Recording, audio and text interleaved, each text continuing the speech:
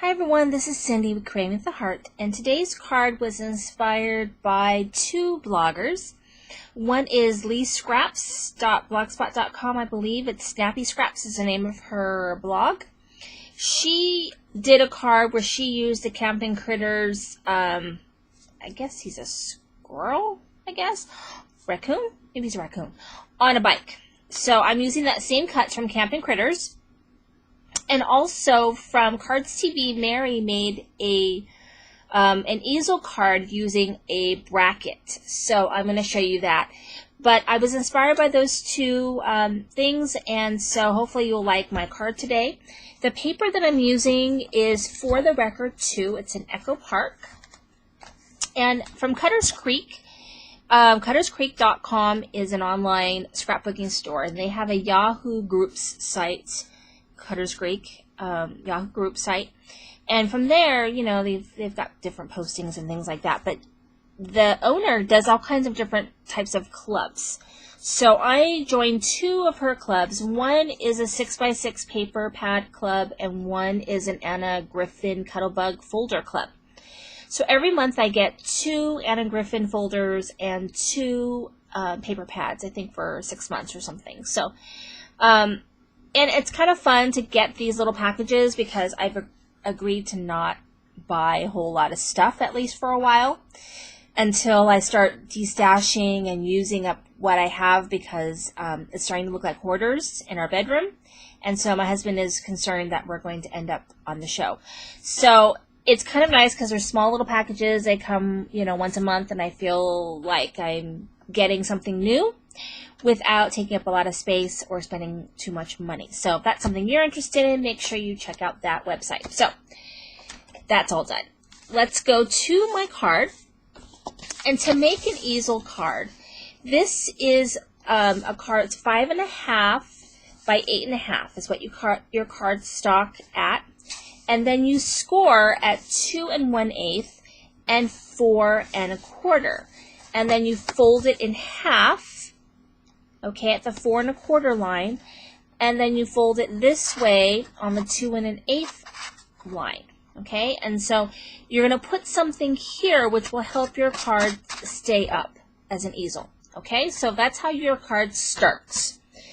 So the bracket that I'm using is from Elegant Edges. It's cut at, I believe it's cut at 5 inches. I cut the shadow, and then I also cut the image. It's the oval, so it has two. So the oval is a little bit more like skinny, okay, than square. Okay, so, and this is the paper that I use, which I think is very, very pretty. And so that's, and then I just did a little doodling around it. So I'm going to go ahead and adhere that together. And so the card I'm making is a Father's Day card, even though it, you know, doesn't seem too Father's Day-ish, but I made it so that to my husband, we're actually going to be in Hawaii on Father's Day.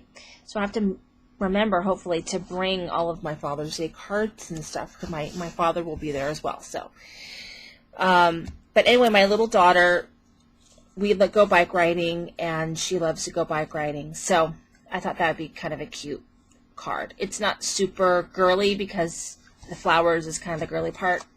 And so I just cut this out at 3.5 inches, all the layers, and I used some of that same paper collection so that it can kind of tie in all my colors together.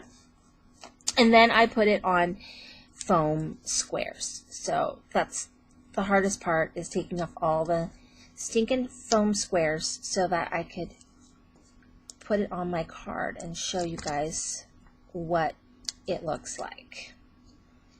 So yes, we're very lucky to be going to Hawaii. My kids are young, but I think they're old enough to have a really nice time. My parents are coming too.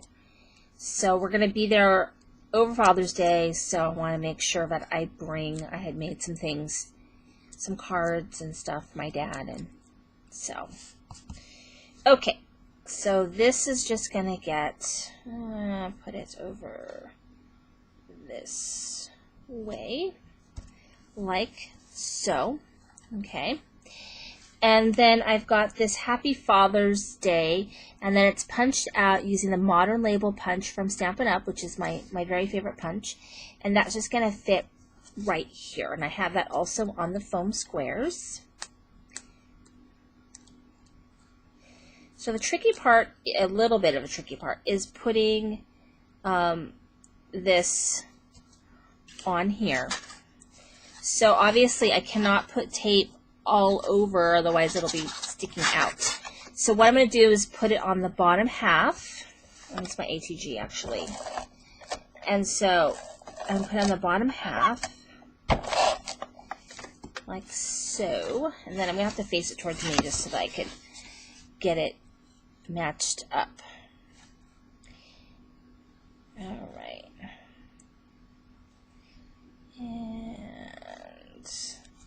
All right, so there is what it looks like, and I think it's adorable. So the next part is to put something here so it has something to stand up with. So I kept it very, very simple. I used the same blue that I used for my bracket, along with some paper from the collection, which is also on the bike. And then it just says, "My heart belongs to Daddy," and then Lily can just write her name on the bottom. So let me go ahead and get this on there. It's facing the right way. And so my sentiments are from Cards TV. And I need to get that folded. And they're the Father's Day stamps. And then here is my completed card once you put it up.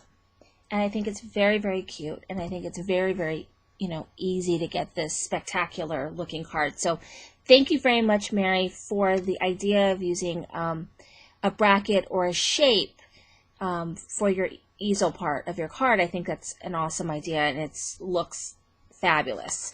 And so it folds up very nicely, and this fits right in a regular size envelope. And then since I'll be there when he opens it, I could help him set it up for an easel so he can get the whole idea of the card. So thank you very much for watching today. This is Cindy with Creating with the Heart.